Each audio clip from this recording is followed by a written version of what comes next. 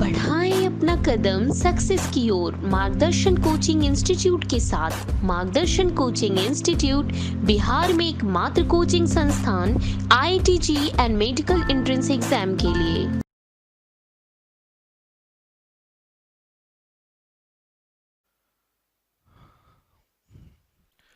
Length के measurement को समझते हैं और उसके लिए हम लोग एक कैलकुलेशन देखते हैं। ये डायग्राम जो देख रहे हो आप, अर्थ के लिए ये डायग्राम ड्रॉ किया गया है। इसके लिए एक लेंथ का कैलकुलेशन करते हैं। L equals to 2 pi r divided by 4 times 1 by 10 million. ये पूरा कैलकुलेशन में ये रेडियस ऑफ अर्थ है, तो ये 2 पाई r आप समझ रहे होंगे, ये पूरे अर्थ का सरकमफेरेंस है।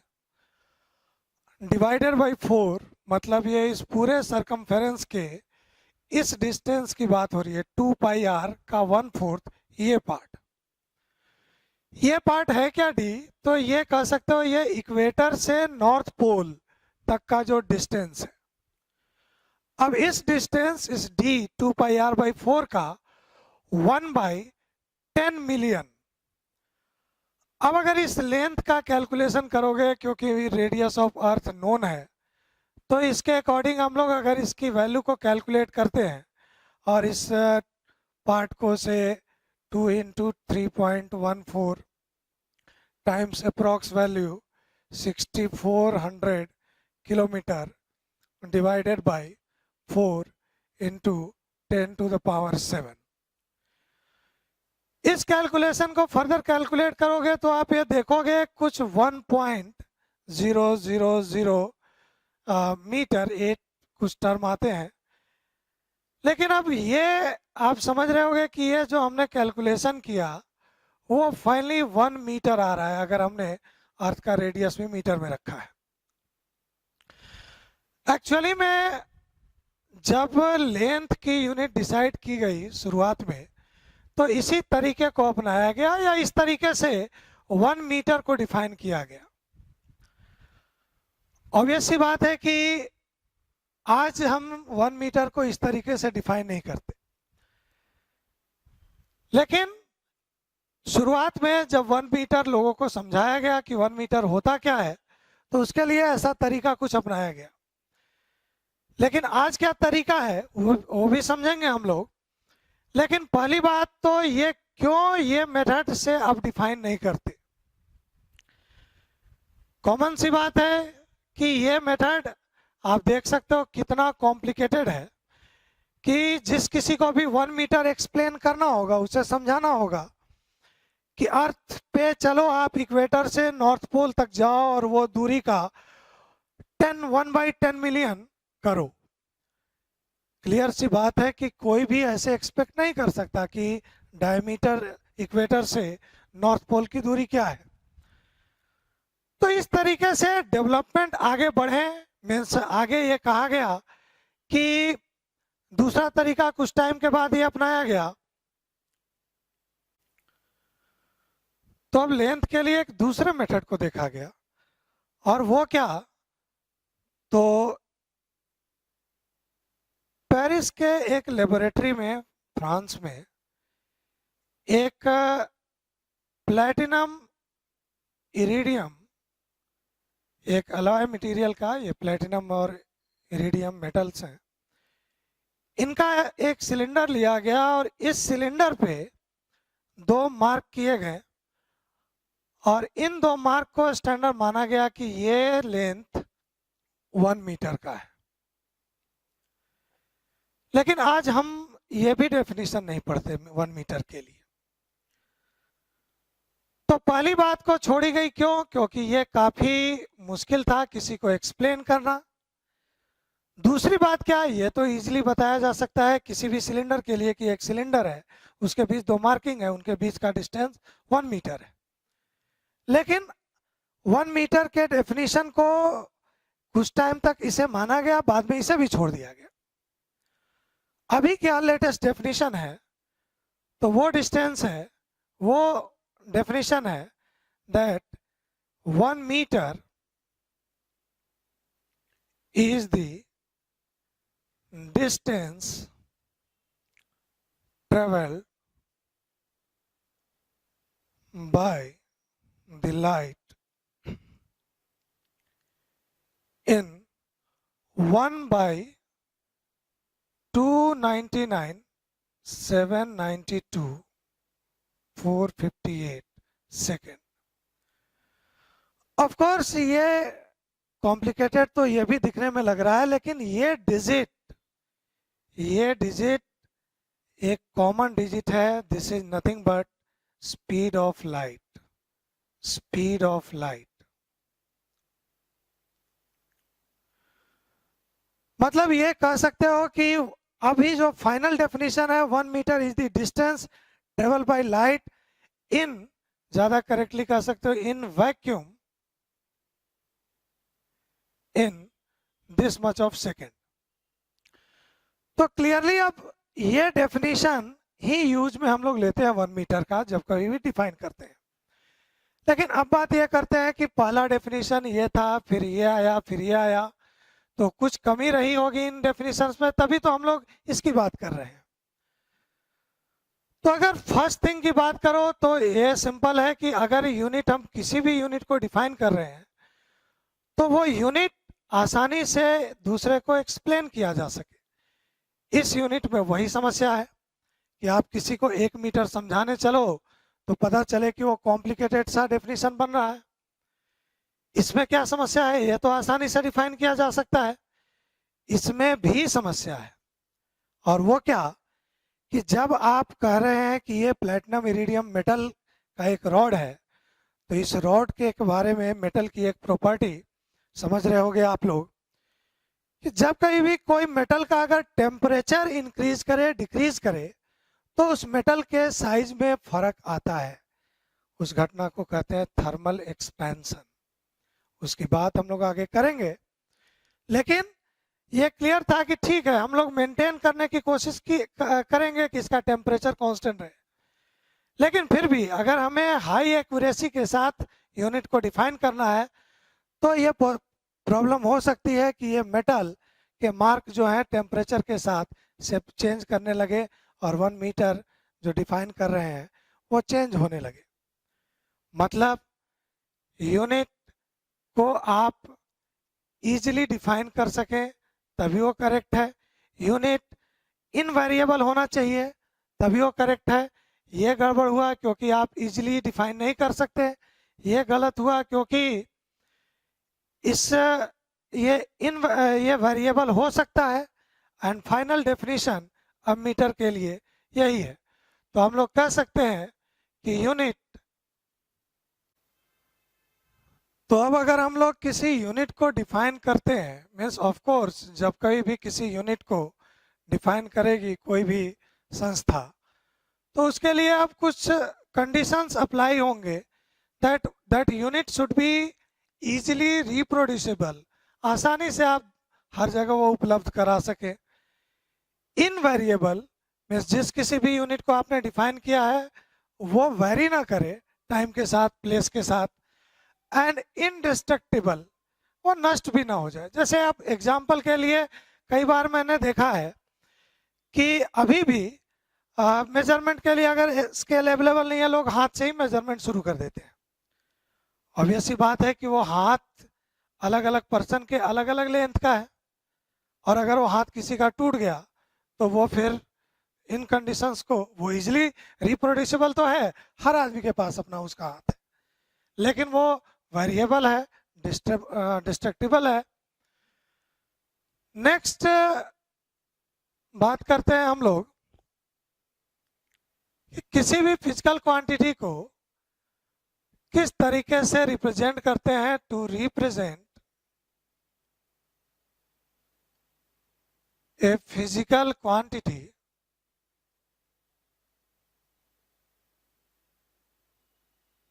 Q, इसे हम लोग लिख सकते हैं Q equals to N into u. यहाँ N और U की बात करते हैं, ये हम लोग किसी फिजिकल क्वांटिटी Q को मेजर किया, उसकी मेजर्ड वैल्यू को यहाँ पे मेंशन कर रहे हैं। तो ये है क्या, तो इस n की बात करो तो ये है उसकी न्यूमेरिकल वैल्यू, और इसकी बात करो तो ये है उसकी यूनिट।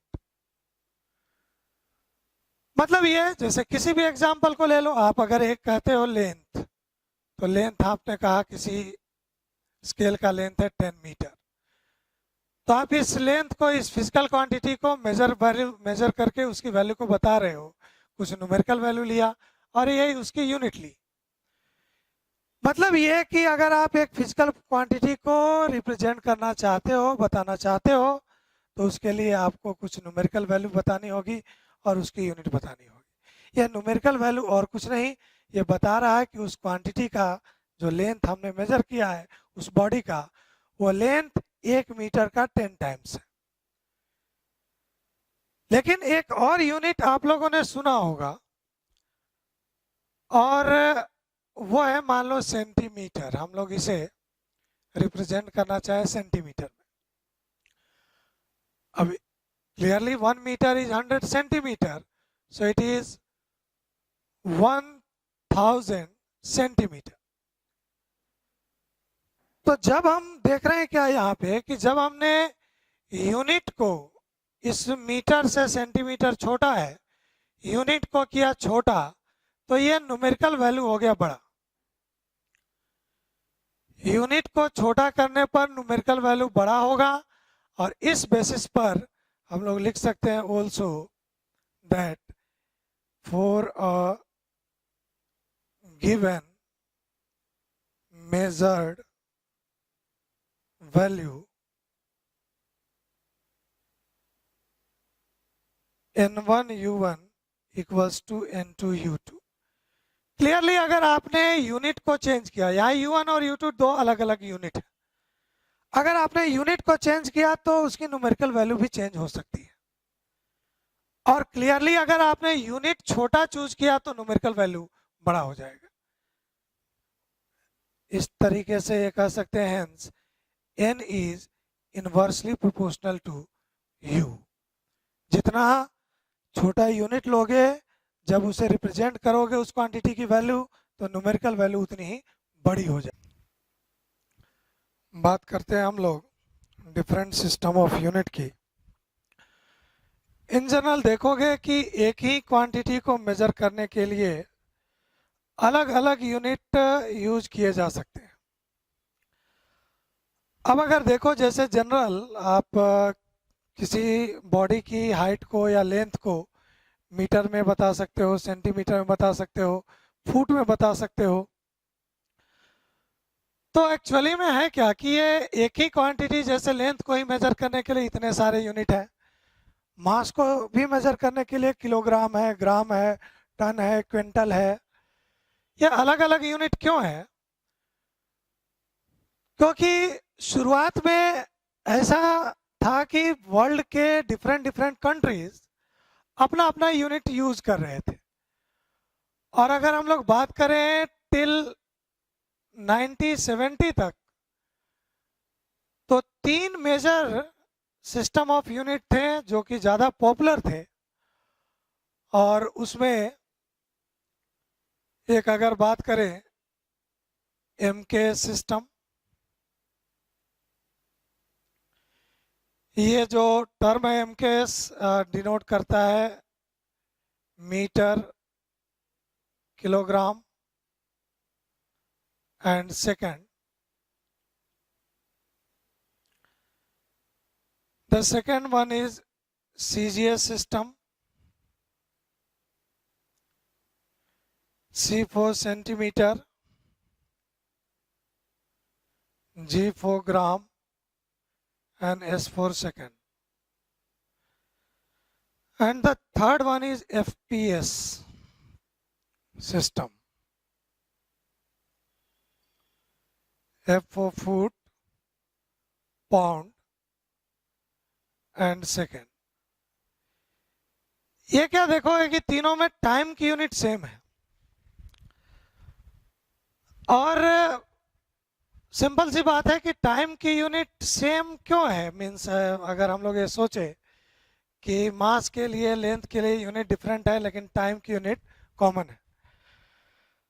अब एग्जैक्ट एक्सप्लेनेशन ऐसा कहीं रिटर्न नहीं है, लेकिन एक कंक्लूजन पे पहुंचा जा सकता है कि पहली जो टाइम की यूनिट थी वो तो और कुछ नहीं, डे थी। एक दिन का जो टाइम है वही टाइम का यूनिट था। तो जो ये ड्यूरेशन है एक दिन का, वो तो किसी भी कंट्री के लिए एक ही था। और उसे फिर मान लो अगर हम लोग 1 सेकेंड की बात करें तो 1 डे को 24 से डिवाइड करो, फिर 60 से, फिर 60 से, ये बन रहा है 1 सेकेंड। तो अगर सभी कंट्री के लिए डे सेम था तो फिर सेकेंड भी सभी के लिए सेम ही होगा। नेक्स्ट, अलग अलग डिफरेंट पार्ट में जो हम लोग कह रहे हैं कि ये यूनिट ज़्यादा जो पॉपुलर थे उनकी बात कर रहे हैं, इनके रिलेशंस की भी चर्चा करेंगे हम लोग आगे। लेकिन 1970 में ही ये देखा गया कि अब अगर हमें एक दूसरे के साथ, एक कंट्री को दूसरे कंट्री के साथ इंफॉर्मेशन शेयर करने हैं तो कहीं ना कहीं ये यूनिट कॉमन करना होगा, ऐसा कि सभी कंट्री उसे एक्सेप्ट करें। और फाइनली वो डिसाइड किया गया system of international unit, SI unit, इसे कह सकते हो international system of unit.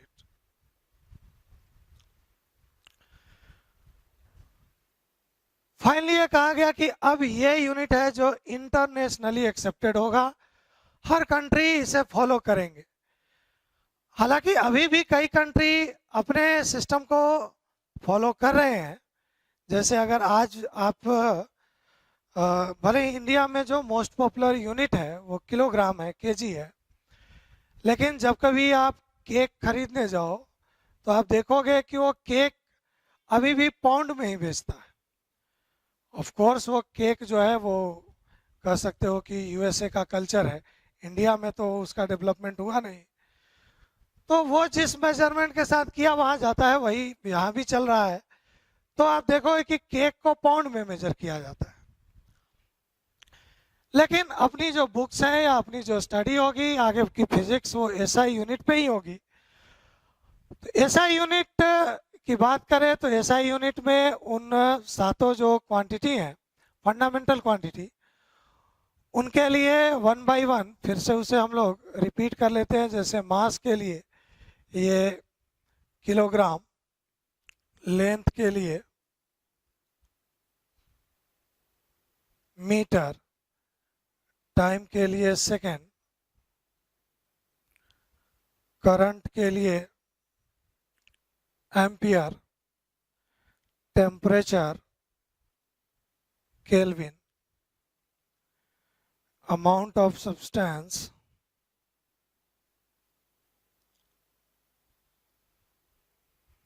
Mole, and finally luminous intensity candela।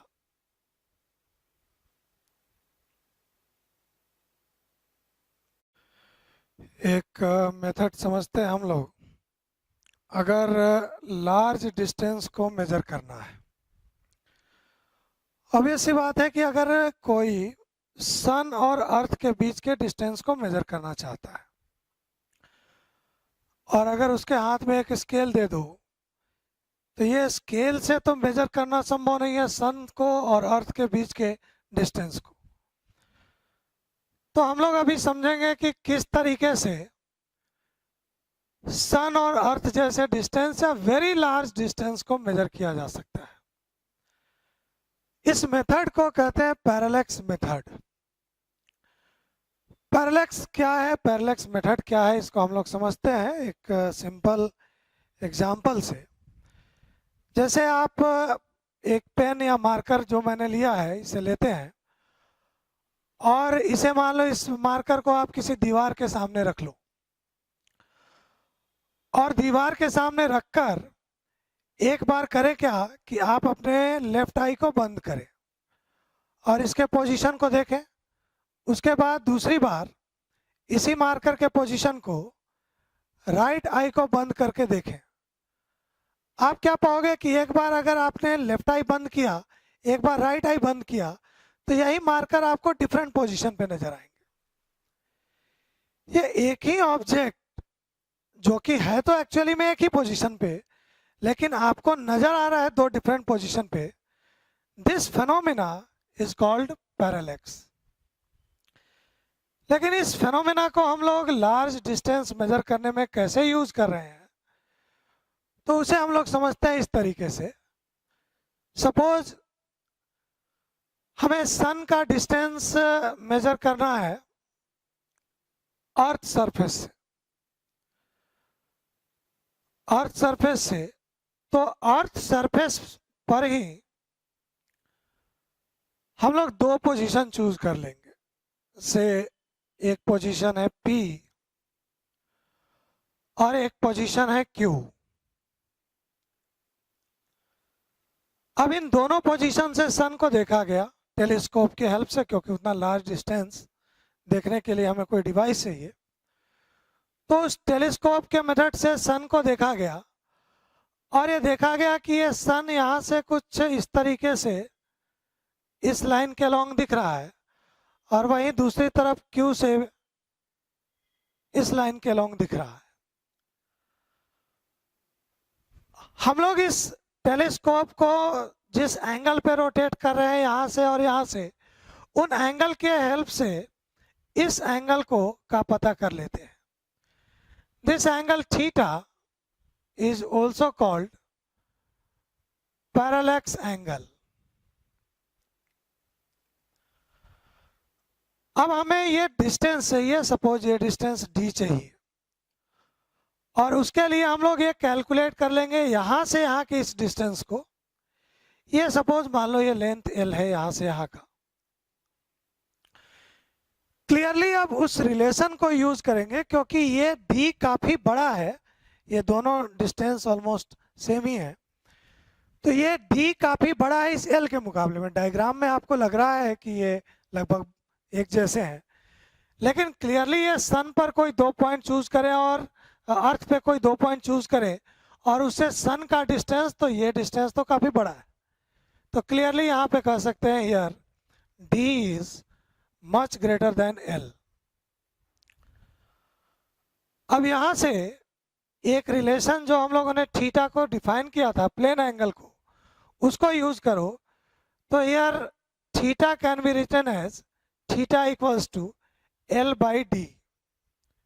L by d, इसे आर्क ले सकते हो, इसे रेडियस ले सकते हो। अगले स्टेप में इस d को कैलकुलेट किया जा सकता है L बाई थीटा।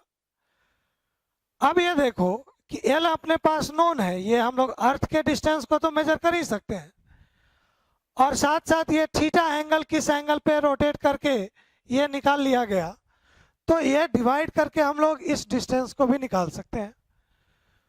तो बड़े डिस्टेंस को, वो चाहे अर्थ से सन के डिस्टेंस, मून के डिस्टेंस, प्लेनेट के डिस्टेंस, इन सभी डिस्टेंस को पता करने के लिए हम लोग इस मेथड को यूज करते हैं। अब इन लार्ज डिस्टेंस के लिए हम लोग कुछ यूनिट की बात कर लें। जैसे एस्ट्रोनॉमिकल यूनिट अगर देखोगे तो ये डिफाइन होता है, it is the average distance of the sun from the earth. इस अर्थ से सन के डिस्टेंस को एक यूनिट मान लिया गया, और ये समझ सकते हो ये कितना बड़ा लेंथ है, 1.496 अप्रॉक्स 1.5 कर सकते हो, into 10 to the power 11 metre. वही दूसरा एक लार्ज डिस्टेंस है, मीन्स सन के अलावा अगर हम लोग किसी स्टार के डिस्टेंस को जानना चाहें तो वो हम लोग कैलकुलेशन करते हैं लाइट ईयर में, और सिंपली ये कैलकुलेशन के बाद ये आता है, लेकिन ये है क्या, तो distance travelled by light in 1 year. एक साल में लाइट कितना डिस्टेंस ट्रेवल करता है, that distance is light year. एक तीसरी यूनिट भी जो बड़े डिस्टेंस को मेजर करने के लिए की जाती है, पार्सेक। ये पार्सेक है क्या? तो कैलकुलेशन तो ये लगभग आता है, लेकिन इसे समझते हैं। जैसे अगर हम लोग एक एस्ट्रोनॉमिकल यूनिट ये लेंथ ले ले, ये आप देख रहे हो ये है क्या? तो ये सन और अर्थ के बीच का डिस्टेंस है, 1 एस्ट्रोनॉमिकल यूनिट।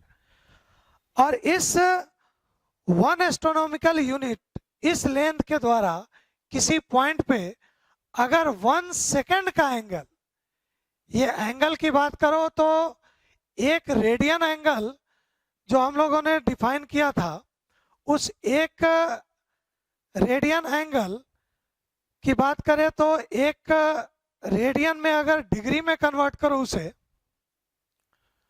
तो हम लोगों ने देखा था 1 radian equals to 180 by pi degree. अब आगे अगर एक डिग्री की बात करें तो ये एक डिग्री को भी और स्मॉल किया जा सकता है, ये इक्वल होता है 60 मिनट। इसे हम लोग एंगल की यूनिट पढ़ेंगे, मिनट। और फिर उस एक मिनट में 60 सेकेंड, ये एंगल की यूनिट हम लोग डिफाइन कर रहे हैं। तो क्लियरली ये समझ सकते हो कि कितना छोटा एंगल है। एक डिग्री एंगल को भी डिवाइड करो आप 60 से, फिर उसे डिवाइड करो 60 से, तो वो 1 सेकेंड का एंगल है।